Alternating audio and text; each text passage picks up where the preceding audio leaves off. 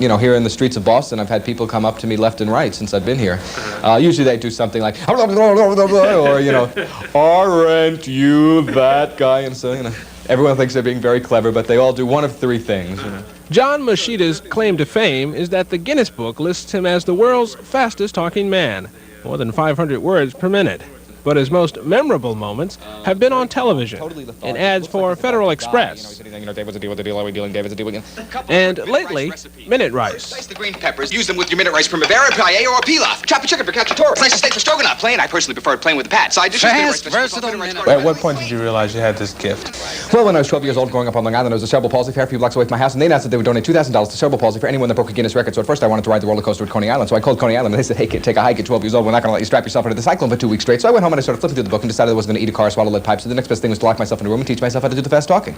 I also grew up in a family with 5 sisters, so to get a word in edgewise, it was self-defense. Moschitta is currently on tour in professorial attire, promoting this spoof of academia. 4 years of learning condensed into 10 minutes of listening. But it's a neat little thing. It comes with fold-out, a curriculum, a little pocket-sized diploma. Once you graduate, you get to keep that.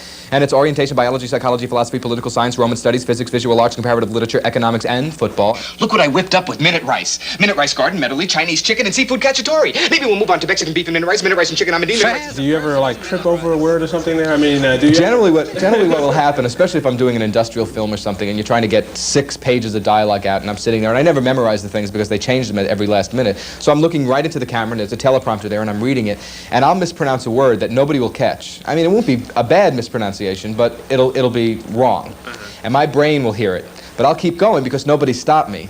And about 6 words later, the brain goes, whoa, you can't get away with that. And all of a sudden, and I go, what'd you stop? It was great. It was great. I said, no, I mispronounced that word 4 paragraphs back. Lung trouble can come from the air you breathe at work, but thanks to the American Lung Association, you can breathe a little easier. They're working to fight all this lung disease. Your lungs are a miracle. Take care of your lungs. They're only human. And if my lungs weren't in great shape, I couldn't have said all this. The reason you were put into the Guinness Book, by the way, was because you sang the song, You Got Trouble. Okay. Right, from The Music Man. Can you give us a little bit of that? I'll give it a shot. I haven't done it in a while here, so let's see. Freddie, the question is situation you didn't know which challenge you were not with the caliber just indicated by the presence of the pool table in your community. Will get some of my friends right here, say to a right here, River City, West River, good place, mind part same was mind part saying the hours I spent with the crew in my hand, golden, couple persons at Kool-Aid and Kenai.